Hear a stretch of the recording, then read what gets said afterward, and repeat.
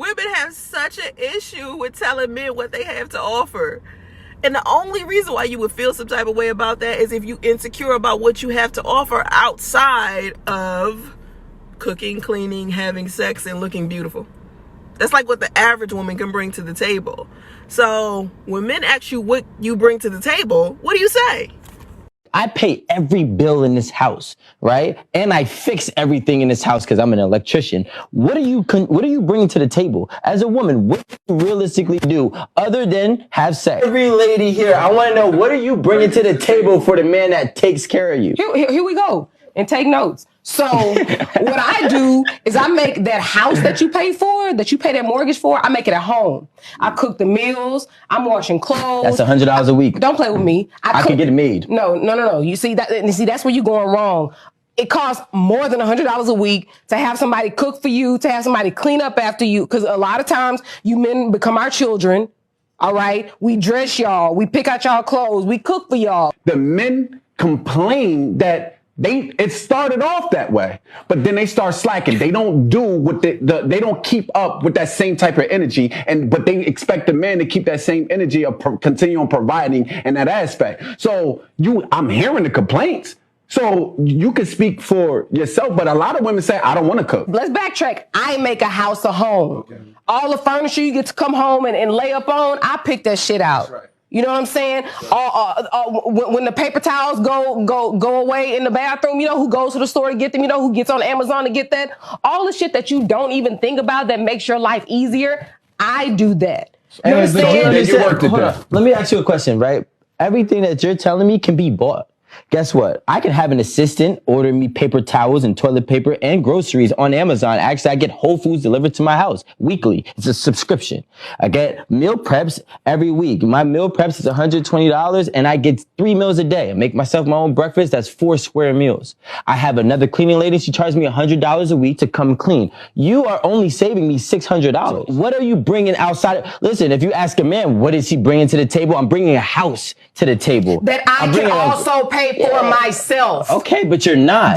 But I can. But you're not. But I can. But you're not. And you're not willing to. That's the point. I was taking care of myself before I was married. And then you got married and stopped taking care of yourself. I have multiple mortgages. I still take care of shit. That's the thing. Listen, I'm not saying you can't make money. What I'm saying is what you're bringing to this table is a service that can be paid for versus what a man has to bring to the table for your life. You can't buy somebody to buy you a home.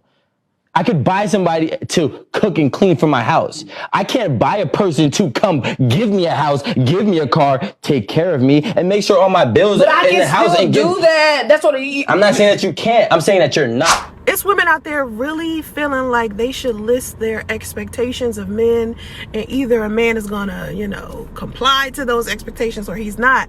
And I say to women, it's okay for you to have high standards. That's what's up.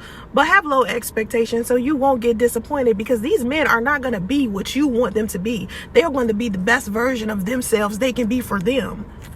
When men ask you what you have to offer, usually it's because they want it reiterated or they want some reassurance. And a lot of women are like, well, I could just show him. Okay, put it like this. Here's an example. You know your man loves you, right?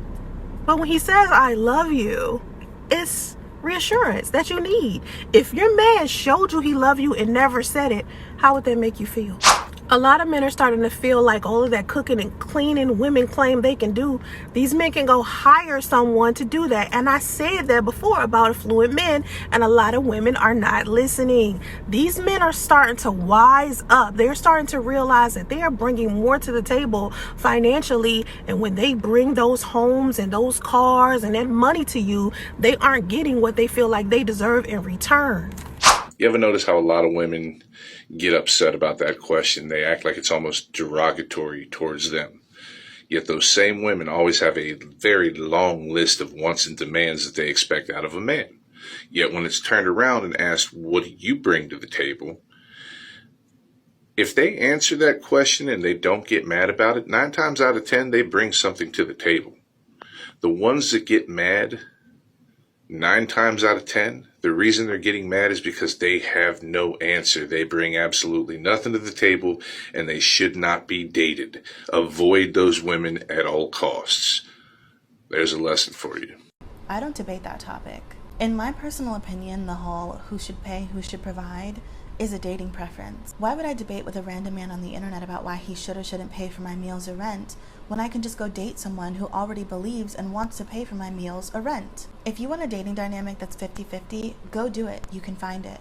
If you want a dating dynamic where one partner takes care of the other, go do it. You can find it. But arguing on the internet over it when you can just go find the preference that you want seems silly to me. And I need y'all to stop picking partners that don't align with your values, your wants, your needs, your future plans, and thinking you can change them. It will not work, you'll both be unhappy, and you're wasting each other's time. What I will say though, for women who want the dynamic where the man is the provider, the type of man that dynamic is successful with will never ask you what you bring to the table. Men and women have got to start listening to each other talk about the issues. It's all over social media all day, but instead of having solution-based conversations all of the time, encouraging everybody to improve their behavior, men and women are too busy blaming each other.